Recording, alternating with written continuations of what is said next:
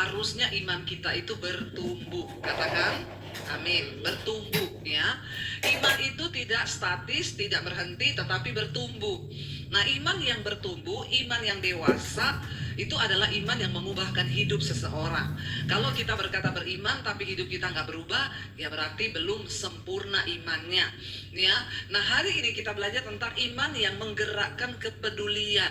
Harusnya orang Kristen yang sudah bertumbuh dalam iman, dia punya rasa kepedulian yang tinggi ya. Jadi tidak masa bodoh. Kalau ada orang berkata Kristen tapi hidupnya masa bodoh, jadi suami masa bodoh, jadi istri masa bodoh, jadi anak masa bodoh, lah ini saudara perlu ya dibaptis ulang 15 menit, direndam agak lama ya, biar buka mata langsung di rumah Bapa di sorga. Jadi kita perlu introspeksi diri. Hari ini iman kita itu menggerakkan sesuatu nggak dalam hidup kita? Terutama menggerakkan kepedulian. Kita baca bersama Galatia pasal yang ke-6, saudara. Kalau kita lihat di sana ya, judul perikopnya saling membantulah kamu. Ayat yang pertama, firman Tuhan berkata, kita baca bersama saudara ya, supaya baca Alkitab juga. 1, 2, 3. Saudara-saudara, kalaupun seorang kedapatan melakukan suatu pelanggaran, maka kamu yang rohani harus memimpin orang itu ke jalan yang benar dalam roh lemah lembut, sambil menjaga dirimu sendiri supaya kamu juga jangan kena pencobaan. Seharusnya di dalam gereja, dalam komunitas kita, di dalam rumah tangga kita, kalau ada seorang yang kedapatan melakukan sebuah pelanggaran, maka kita ini yang sudah rohani, saya mau tanya dulu, siapa yang merasa sudah menjadi manusia rohani di sini? Nggak ada. Ampuni mereka ini Tuhan. Ya, kita semua ini yang sudah menerima Yesus sudah diubahkan menjadi manusia rohani karena dagingnya sudah mulai mati. Amin. Jadi siapa yang merasa menjadi manusia rohani di sini? Nggak ada lagi, pulang saja saudara.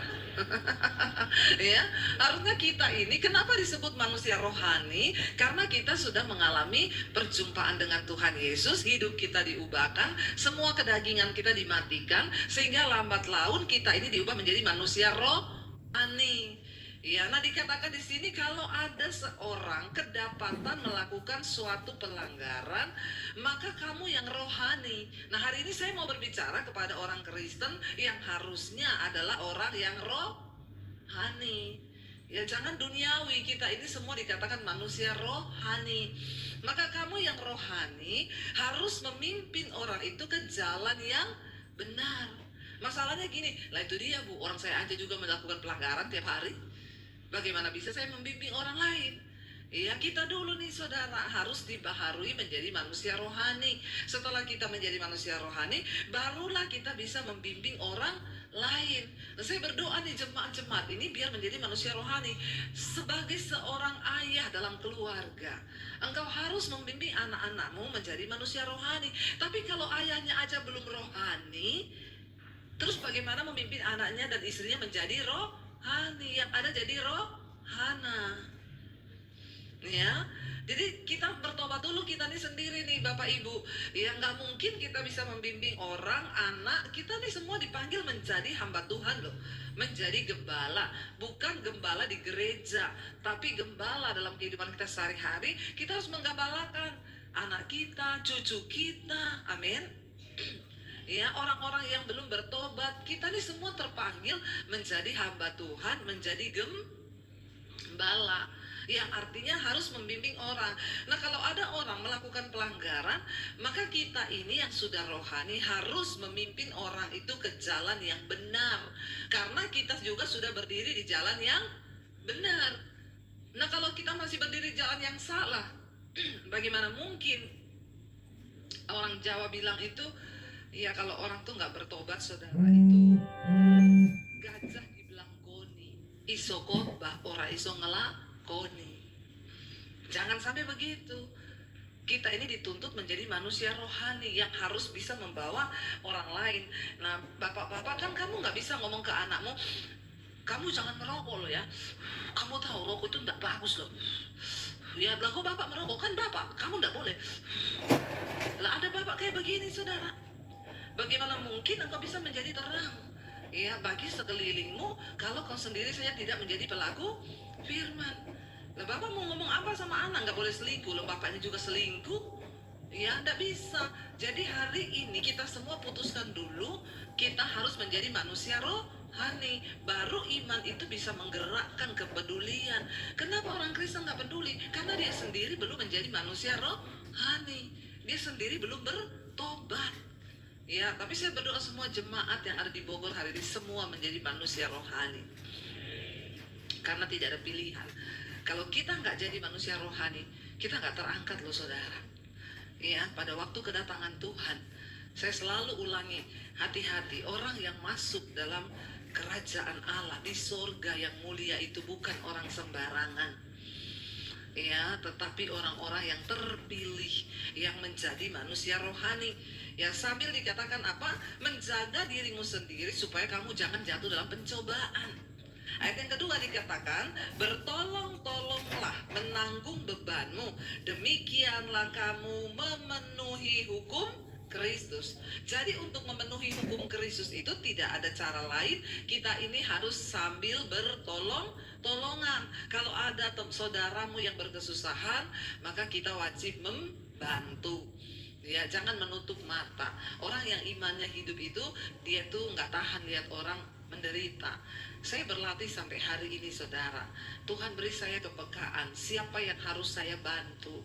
Dan setiap hari saya pasti berjumpa dengan orang yang harus saya bantu. Dan Tuhan itu gak pernah berhutang. Waktu kita membantu orang lain, Dia terus memberkati kita. Sebab firman Tuhan berkata, Allah yang menyediakan benih bagi para penabur. Waktu kita ini menjadi orang yang suka menabur kasih, menabur duit, menabur doa, maka Tuhan akan melimpahkan hidup kita. Saudara, ternyata untuk berbuat kasih kepada orang lain itu kebutuhan loh bagi jiwa kita. Orang yang tidak pernah memberi perhatian, memberi uang, memberi bantuan sama orang lain, itu pasti kau stres dalam hidupmu. Pasti jarang tersenyum, ya mukanya muram, bahkan cenderung sakit jiwa. Kenapa? Karena kebutuhan manusia itu adalah berbagi kasih dengan orang lain. Makanya Alkitab berkata, terlebih berkat memberi daripada menerima. Waktu kita bisa memberi, ada sukacita tersendiri dalam hidup kita. Maka dikatakan di sini, ayo saling bertolong-tolonglah menanggung bebanmu, demikianlah kamu memenuhi hukum Kristus. Jadi kalau kita berkata kita anak Tuhan, tapi tutup mata dengan penderitaan orang lain, maka kau bukanlah anak Tuhan. Biar orang mengenal kita lewat perbuatan kita, dan orang akan berkata, ih dia tuh Kristen loh. Ya, orangnya baiknya luar biasa, amin. Ya, itu harus terjadi dalam hidup kita. Ya, kalau engkau punya kelebihan, jangan terlalu pelit berbagi dengan orang di sekelilingmu. Banyak dari kita yang gagal menjadi berkat karena pelit. Bilang kanan kirimu, jangan pelit kau. Ya, bertolong-tolonglah menanggung bebanmu. Ya, ayat yang ketiga berkata, baca bersama. Ya, kalau apa dikatakan ayat 3, sebab kalau seorang menyangka bahwa ia berarti, padahal ia sama sekali tidak berarti, ia menipu dirinya sendiri. Banyak orang yang kepedean, merasa bahwa dia itu berarti banget, padahal pelitnya setengah mati. Ya, kau menipu diri. Tidak usah menipu diri, saudara. Ya, biar orang lain merasakan hidup kita. Jangan menyangka atau merasa kepedean, ya. Sebab kalau seorang menyangka bahwa ia berarti, padahal ia sama sekali tidak berarti, maka ia menipu diri. Nah, banyak orang Kristen itu suka menipu diri, merasa paling berarti, ya. Di dalam dirinya itu merasa paling berarti. Kasih kolekta aja 2.000. Maaf ya, maaf. Saya nggak bicara tentang nilai, tapi saya bicara tentang sikap hati saudara. Sering kali ada orang-orang yang dia itu buat apa tuh rela keluarin uang banyak, tapi ke gereja ngasihnya 2.000, 5.000. Masih ada di sini, bertobat kau. Tidak mungkin hidupmu diberkati. Ya, saya nggak bicara kalau saudara miskin. Kalau memang saudara hanya punya 1.000 dan tinggal itu pemberian terbaik di mata Tuhan. Ya, tapi kalau kita bisa melakukan yang lain itu lebih, ngopi bisa bayar 30.000, kolektor 5.000. Bertobat loh saudara, bertobat. Kau nggak mungkin diberkati. Saya masih lihat banyak orang Kristen yang begitu. 2.000 kolektor. Ya Tuhan, ya. Makanya itu uang-uang itu ya, uang 100.000 bilang, aku ini loh ada di kantongnya orang-orang kaya dibawa ke hotel mulia. Uang 50.000 aku di mall-mall. Uang 2.000 aku di sorga. Kenapa? Tiap minggu di kantong kolektor. Bertobat nih orang Kristen. Ya, saya ini mau bilang sama saudara, kalau saudara itu sama Tuhan aja hitung-hitungan, maka Tuhan hitung-hitungan sama kita. Ini bukan soal jumlah ya, saya nggak bicara soal nilai, tapi sikap hatimu loh. Ya, sampai saya pernah mau pelayanan tuh di kota, naik Grab ya zaman dulu. Sopir Grabnya kasih saya kembalian, sopir taksinya kasih saya kembalian uang 1.000, 2.000. Saya bilang, Mas, kenapa sih dikembaliin uang kecil-kecil receh-receh begini? Loh ibu, biasanya orang Kristen itu kalau ke gereja minta tuker duit yang kecil, katanya buat kolekte. Oh Tuhan Yesus, sampai sopir taksi aja tahu loh, orang Kristen kalau naik taksi minta tukeran duit. Ya, ke warung tuker duit, ke kafe nggak pernah tuker duit, nonton bioskop nggak pernah tuker duit. Bertobat. Ya, kita mau bicara soal menjadi berkat, kepedulian. Udah gitu di gereja merasa paling berarti. Ya, padahal Bapak Ibu, maaf, Yesus memberikan perumpamaan seorang yang memberi yang terbaik di bait Allah adalah seorang janda miskin. Kenapa? Banyak yang ngasih dolar, banyak di situ. Tapi Yesus bilang, dari semua orang yang memberi ini, persembahan terbesar itu yang beri hanya uang receh kepingan dari seorang janda miskin. Lalu murid-murid tanya, loh Tuhan kan banyak yang ngasih lebih besar dari itu. Mereka memberi dari kelebihan. Tapi janda miskin ini, dia beri semua yang dia miliki, tinggal itu. Dia persembahkan itu. Dan Tuhan itu melihat hati. Ya, saya tidak bicara soal nilai, tapi sikap hati. Karena Tuhan melihat sikap hati. Banyak.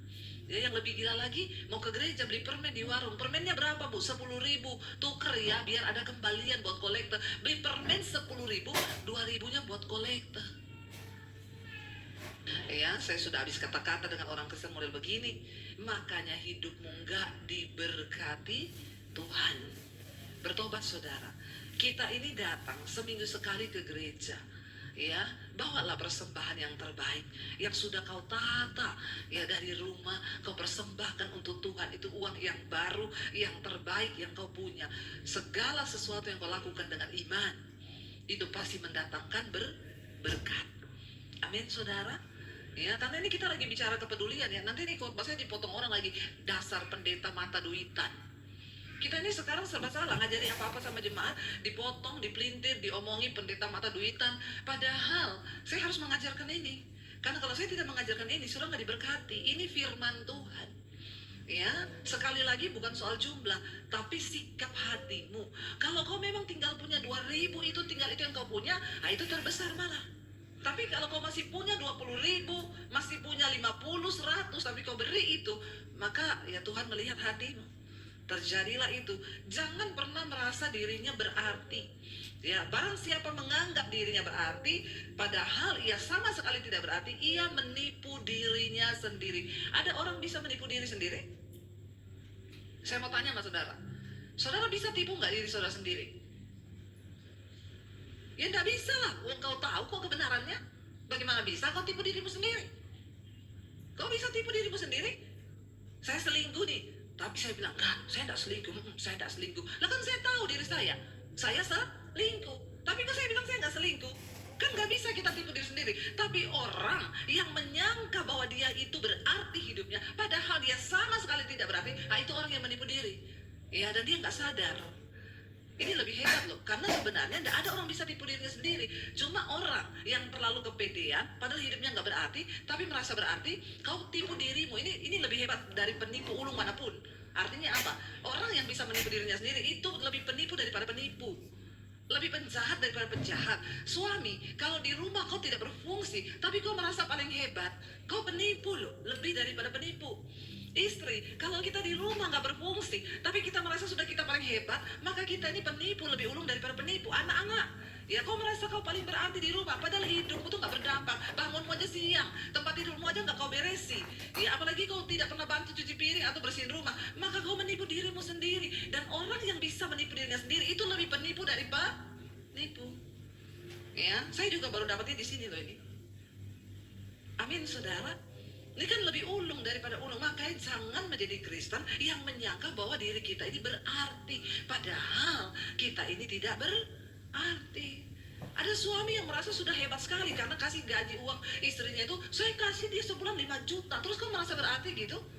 Ya, karena tidak semua bisa diukur dari uang saja. Berfungsi enggak engkau sebagai suami dalam keluarga, bahwa anak-anakmu datang pada Tuhan, bahwa istrimu datang kepada Tuhan. Karena itu tanggung jawab sebagai seorang suami. Ayat yang keempat berkata, saudara, nah ini penting, baca bersama-sama dengan suara yang keras. Baiklah, tiap-tiap orang menguji pekerjaannya sendiri, maka ia boleh bermegah melihat keadaannya sendiri dan bukan melihat keadaan orang lain. Uji dirimu, saudara. Uji pekerjaanmu. Artinya apa? Coba introspeksi. Ini kata sederhananya apa? Baiklah, tiap-tiap orang introspeksi diri. Ya, uji pekerjaanmu sendiri. Aku ini sebagai istri, ya, apa ya dampakku di dalam rumah ini? Apakah aku menjadi istri yang berdampak bagi suami dan anak-anakku? Sebagai seorang suami, kau perlu introspeksi diri. Ya, ini orang Kristen yang benar. Ya, apakah aku ini di rumah ini berarti? Sampai di mana dampakku, pekerjaanku? Uji hidupmu sendiri, dikatakan tadi di sana. Ya, tiap-tiap orang baiklah menguji pekerjaannya sendiri supaya dia boleh bermegah. Kalau kau temui, oh aku ini ternyata selama ini sudah menjadi suami yang bertanggung jawab, menjadi istri yang bertanggung jawab, lalu kau bermegah, terima kasih Tuhan. Kalaupun aku dipanggil pulang, ya, aku dalam keadaan sudah siap karena aku ini menjadi orang yang sudah berarti bagi keluargaku. Supaya kau boleh bermegah, tidak kepedean kayak tadi, merasa diri berarti padahal tidak berarti. Ya, itu loh maksud ayat ini. Mari kita semua introspeksi diri sebagai anak. Ya, introspeksi diri. Apakah kau itu berarti dalam keluarga atau jadi anak yang cuma menyusahkan orang tua? Ya, mari kita semua bermegah atas apa yang kita lakukan. Ayat yang kelima, sebab apa? Tiap-tiap orang akan memikul tanggungannya sendiri. Dengan kata yang lebih sederhana, firman Tuhan berkata, sebab semua orang akan mendapat upahnya masing-masing. Kalau kau menjadi istri yang baik, maka kau akan terima upah dari Tuhan, itu juga yang baik. Kalau kau menjadi anak yang baik, itu berguna bagi masa depanmu sendiri, anak-anak. Kenapa orang tua itu selalu bilang, bangun pagi, kerja, kamu harus begini, bukan untuk hanya kebaikan orang tuamu, tapi supaya di kedepan hari kau menjadi anak yang berarti, hidupmu berubah, masa depanmu juga baik. Ya, itu karena engkau dikatakan tiap-tiap orang akan menerima upahnya sendiri. Pada akhirnya, apa yang kita tabur itu yang akan kita tuai. Kalau kita menabur kebaikan, maka kita sendirilah yang akan menuai kebaikan. Tapi kalau kita nggak pernah menjadi orang yang berarti, maka kita juga akan menerima upahnya, saudara. Ayat yang berikutnya, ayat yang ke-6, baca bersama. Dan baiklah dia yang menerima pengajaran dalam firman, membagi segala sesuatu yang ada padanya dengan orang yang memberikan pengajaran itu. Nah, ini maksudnya apa? Kalau saudara menerima pengajaran firman dari hamba Tuhan dan saudara merasa diberkati, ya jangan lupa saudara, berkati hamba Tuhan itu. Berkati orang yang sudah mengajarkan engkau firman. Ya, saya tidak suruh saudara memberkati saya, tidak usah. Ya, berkati hamba-hamba Tuhan yang ada di tempat ini. Ya, saya pun mengucap syukur saudara. Jadi jangan iri kalau melihat ada hamba Tuhan diberkati, karena memang firman Tuhan mengajarkan demikian. Ya, jangan bilang Ibu Debbie itu enak ya, kemana-mana kok ya gini ya, kok kemana-mana ya, jangan heran. Ya, saya pergi ke luar negeri, ada yang bayarin tiket, sampai sana ada yang siapin fasilitas, ada yang ngajak makan. Kenapa? Mereka berkata, Bu, kami ini mengalami perubahan hidup karena firman Tuhan yang Ibu ajarkan. Jadi kami rindu untuk berbagi. Ya, memang seperti itu firman Tuhan bilang. Karena ini Alkitab yang suruh. Ini ayat gak saya pilih ya, ini ayat dari gereja hari ini yang ngasih Pak Kodrat. Ya, dikatakan di sana, ya, dan baiklah dia yang menerima pengajaran dalam firman, membagi segala sesuatu yang ada padanya dengan orang yang memberikan pengajaran itu, saudara. Ya, saya bersyukur banyak orang memperhatikan saya, orang-orang yang mengerti kebenaran, yang tahu firman Tuhan. Ya, yang ibu, ya saya pengen berbagi dengan ibu. Saya, saudara, kalau siaran di mesbah doa, saya batuk saja.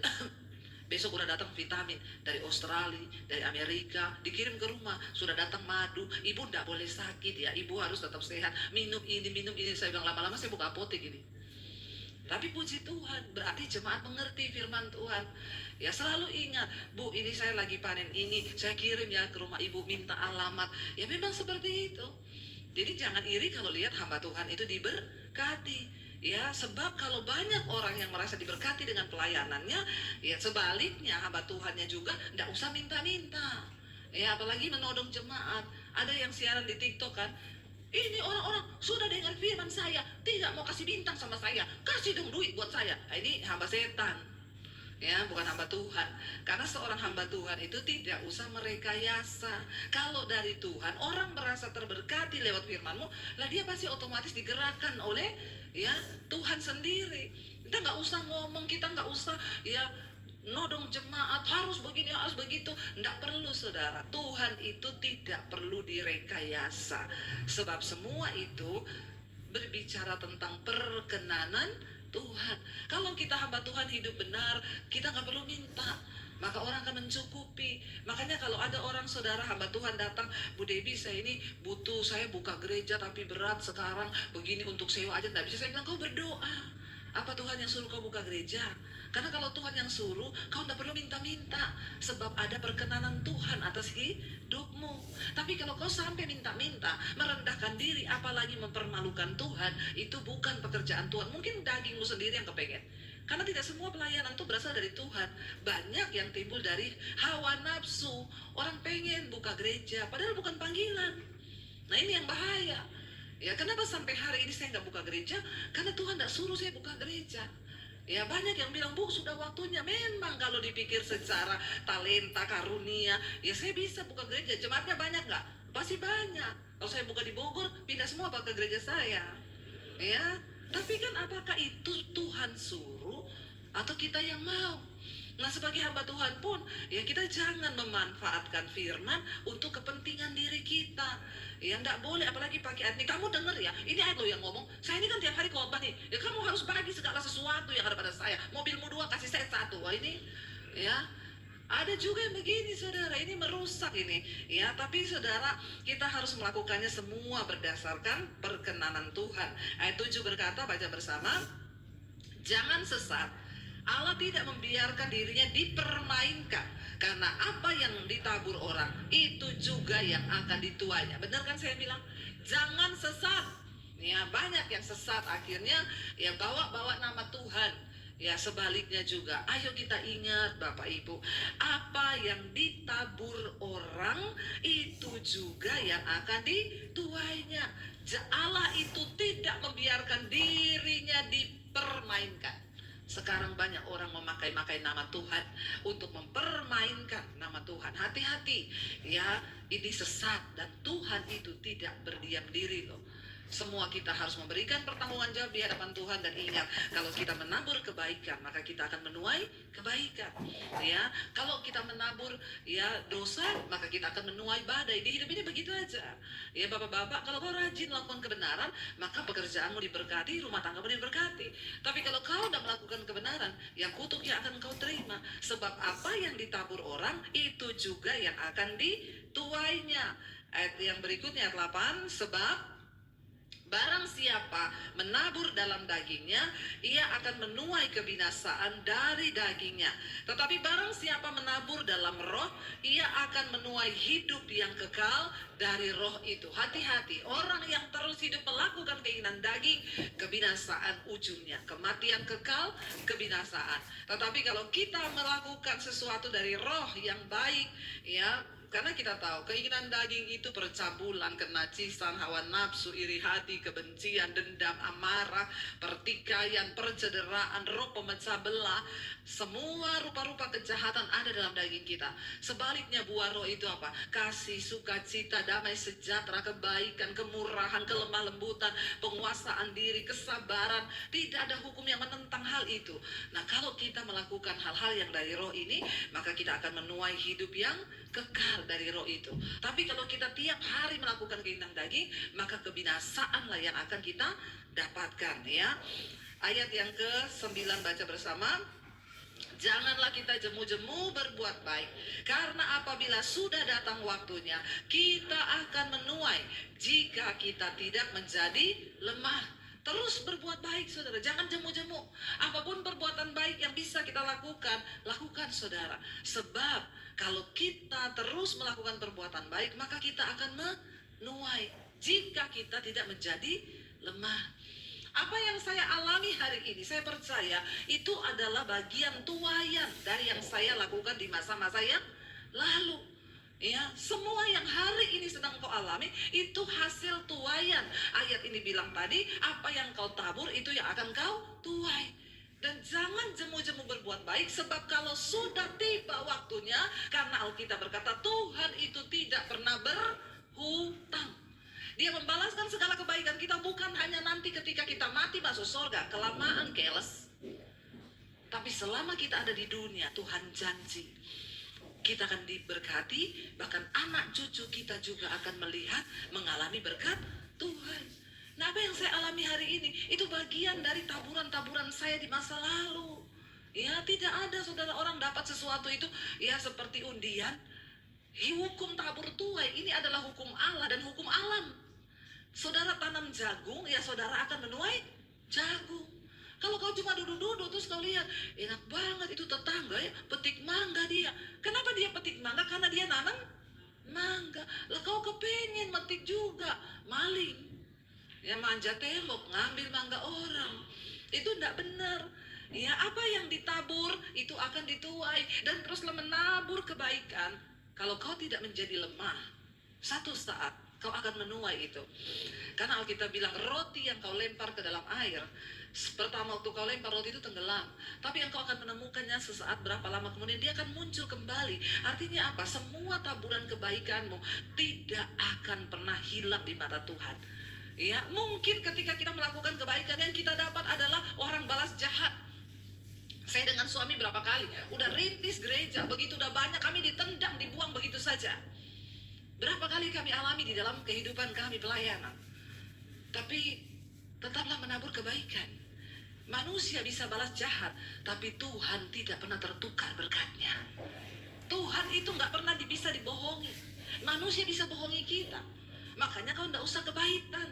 Kalau ada orang-orang yang Tuhan izinkan mengalami kita sudah berbuat baik dibalas jahat, bersyukur aja. Ya karena berkatmu itu banyak di hadapan Tuhan. Terus tabur kebaikan. Sekalipun hari ini engkau dapat balasannya kok kayak gini ya, aku sudah melakukan ini, tapi kan di hadapan Tuhan berkatmu itu tetap ada. Walaupun manusia ya membalas jahat, tapi Tuhan gak pernah jahat. Makanya jangan menjadi lemah. Istilahnya kita sudah menabur, ya sudah menabur. Perintisan gereja udah banyak yang datang, orangnya lihat banyak, kita ditendang, diambil alih gerejanya. Ya, tapi kita tetap, ya udahlah Tuhan, tetap saja menabur kebaikan. Kita di sana pelayanan digituin lagi, tetap kita melakukan yang baik, lepaskan pengampunan, berjalan. Ini artinya kau tetap kuat. Tapi ada orang-orang yang menjadi lemah. Tuhan sudah tambung nih, sudah ditabung ini segala kebaikanmu, berkatmu sudah ditabung Tuhan, tapi tiba-tiba tengah jalan kau jadi lemah. Waktu orang bikin kau sakit hati terus kau kepahitan. Apa itu orang Kristen kayak begitu? Enggak lah, mulai sekarang enggak Tuhan-Tuhanan, enggak gereja-gerejaan. Padahal Tuhan sudah mau memberkati kau ini karena taburan air-air matamu yang lalu. Tapi karena kau menjadi lemah, kau menyangkal Tuhan, kau tinggalkan kebenaran, kau hidup dalam kepahitan, maka berkat itu tidak kau lihat, saudara. Mari kita mengerti kebenaran ini. Ya, jangan pernah menjadi lemah untuk terus berbuat baik. Yang terakhir ayat 10 berkata, karena itu, lama masih ada kesempatan bagi kita, marilah kita berbuat baik kepada semua orang, tetapi terutama kepada kawan-kawan kita seiman. Kenapa dikatakan begitu? Karena yang dekat itu adalah orang-orang yang seiman. Bohong kita berkata kita berbuat baik kepada orang di luar sana, padahal orang yang dekat kita saja kita tidak perhatikan.